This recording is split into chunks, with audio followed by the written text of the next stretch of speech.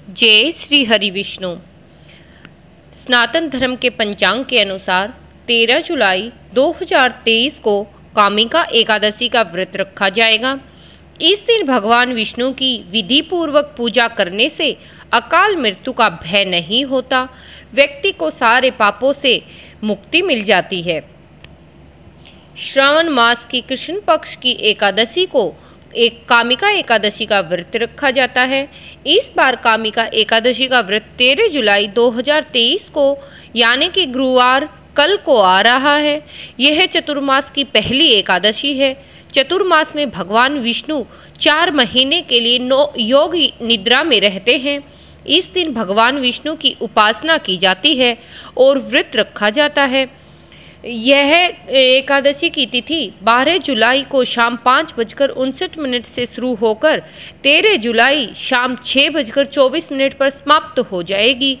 और सूर्योदय का जो टाइम रहेगा और एकादशी व्रत का जो पालन करना पड़ेगा वो 13 जुलाई को मनाया जाएगा।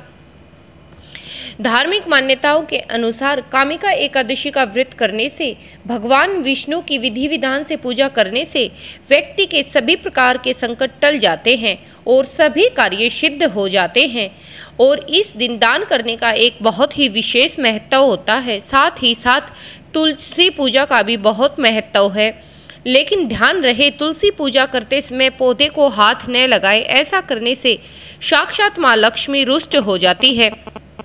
कामिका एकादशी के दिन व्रत की कथा को जरूर पढ़ना या फिर सुनना चाहिए। इससे के बिना व्रत को अधूरा माना जाता है। आइए कामिका एकादशी की व्रत कथा मैं आपको सुनाती हूँ। कामिका एकादशी के व्रत की 2 कथा कही जाती है। पहली कथा को मैं आपको कह रही हूँ। एक गांव में एक क्रोधी स्वभाव के ठाकुर जी रहते थे। एक दिन उनका एक ब्राह्मण से झगड़ा हो गया और उन्होंने क्रोध में आकर ब्राह्मण की हत्या कर दी। पाप का प्रायश्चित करने के लिए ब्राह्मण का अंतिम संस्कार करने की इच्छा व्यक्त की, लेकिन ब्राह्मणों ने उसे ऐसा करने नहीं दिया। ठाकुर पर ब्रह्म हत्या का दोष लग गया था। एक दिन ठाकुर ने मुनि से ब्रह्म हत्या के दोष से मुक्ति का उपाय पूछा। तब मुनि ने इस पाप से मुक्ति पाने के लिए कामिका एकादशी व्रत रखने की सलाह दी। उन्होंने बताया कि विधि पूर्वक इस व्रत को रखने से व्यक्ति के सभी पाप नष्ट हो जाते हैं। ठाकुर जी ने मुनि के बताए अनुसार कामिका एकादशी का व्रत रखा और भगवान विष्णु की विधि और विधान से पूजा की। भगवान श्री हरि ने सौपन्न में ठाकुर जी को दर्शन दिए और ब्रह्म हत्या के दोष से मुक्ति प्रदान कर दी।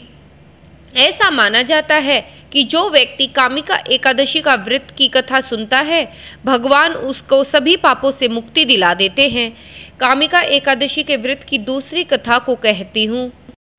कुंती पुत्र धर्मराज युधिष्ठिर कहने लगे, हे भगवान, आषाढ़ शुक्ल देवशयनी एकादशी तथा चातुर्मास महात्म्य मैंने भली प्रकार से सुना है। अब कृपा करके सावन कृष्ण एकादशी का क्या नाम है वह भी बताइए। श्री कृष्ण कहने लगे कि हे युधिष्ठिर, इस एकादशी की कथा एक समय ब्रह्मा जी ने देव ऋषि नारद से कही थी, वही मैं तुमसे कहता हूँ। नारद जी ने ब्रह्मा जी से पूछा कि हे पितामह, श्रावण मास के कृष्ण पक्ष की एकादशी की कथा सुनने की मेरी इच्छा है। उसका नाम क्या है, क्या विधि है और उसका क्या महात्म्य है, आप ये सब कृपा करके मुझसे कहिए। नारद जी के ये वचन सुनकर ब्रह्मा जी ने कहा, हे नारद, लोकों के हित के लिए तुमने बहुत ही सुंदर प्रश्न किया है। श्रावण मास की कृष्ण एकादशी का नाम कामिका है। उसके सुनने मात्र से वाजपेय यज्ञ का फल मिलता है। इस दिन शंख चक्र गदाधारी विष्णु भगवान का पूजन होता है।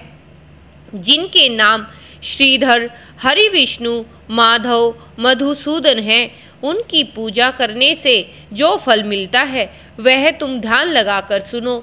जो फल गंगा, काशी, नेमी पाषण और पुष्कर स्नान में मिलता है वह विष्णु भगवान के पूजन से मिलता है।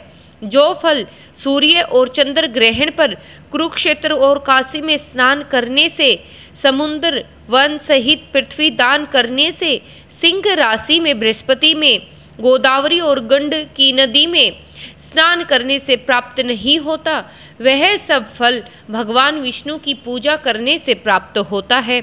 जो मनुष्य श्रावण मास में भगवान का पूजन करते हैं, उनसे देवता, गंधर्व और सूर्य आदि सब पूजित माने जाते हैं।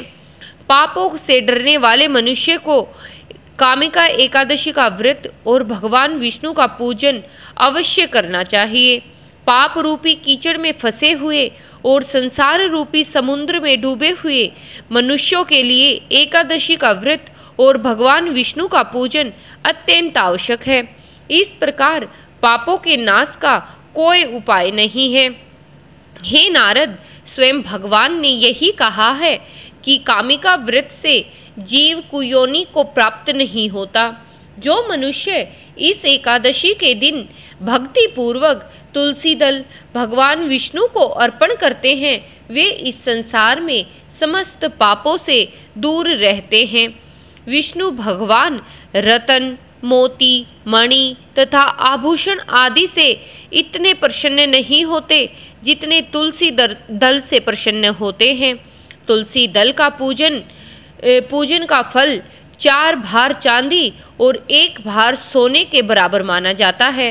हे नारद, मैं स्वयं भगवान की अति प्रिय तुलसी को सदैव नमस्कार करता हूँ। तुलसी के पौधे को सींचने से मनुष्य की सब यातनाएं, सभी प्रकार के कष्ट और आर्थिक जो तंगी आती है वो सब नष्ट हो जाती हैं। दर्शन मात्र से सभी पाप नष्ट हो जाते हैं और स्पर्श से मनुष्य पवित्र हो जाता है, उसके सभी पापों का नाश हो जाता है। कामिका एकादशी की रात्रि को दीपदान तथा जागरण के फल का महात्म्य चित्रगुप्त भी नहीं कह सकते। इस दिन किया गया जागरण महाकोटि पुण्य फलदायिनी होता है। जो इस एकादशी की रात्रि को भगवान के मंदिर में दीपक जलाते हैं, उनके पितृ स्वर्गलोक में अमृत पान करते हैं। जो घी या तेल के दीपक जलाते हैं, वे 100 करोड़ दीपकों से प्रकाशित होकर सूर्यलोक को जाते हैं। ब्रह्मा जी कहते हैं, हे नारद, ब्रह्म हत्या तथा भ्रूण हत्या आदि पापों को नष्ट करने वाली इस कामिका एकादशी का व्रत मनुष्य को यत्न के साथ करना चाहिए।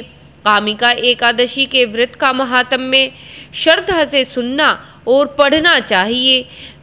मनुष्य जो इनको सुनता या फिर पढ़ता है, मनुष्य पापों से मुक्त होकर विष्णु लोक को जाता है। बोलो श्री हरि विष्णु भगवान की जय हो, तुलसी मैया की जय हो, ब्रह्मदेव भगवान की जय हो। साथ ही साथ यहाँ पर कामिका एकादशी की कथा संपूर्ण होती है और कुछ बातें मैं आपको बताना चाहती हूँ।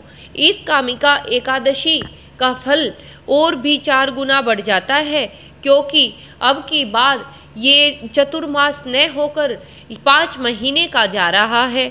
इस बार 2 श्रावण मास होने के कारण, 1 अधिक मास होने के कारण सारे ही किए गए कार्य पुण्य फलदायिनी होंगे।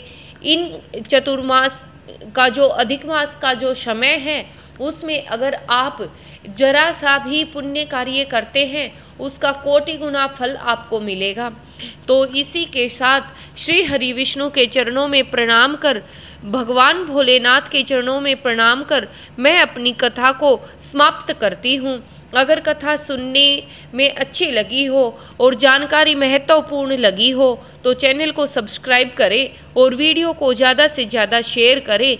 आप लोगों के आशीर्वाद और भगवान श्री हरि विष्णु के चरणों में अपना नमस्कार कर मैं यहाँ पे इसको समाप्त करती हूँ। बोलो हर हर महादेव।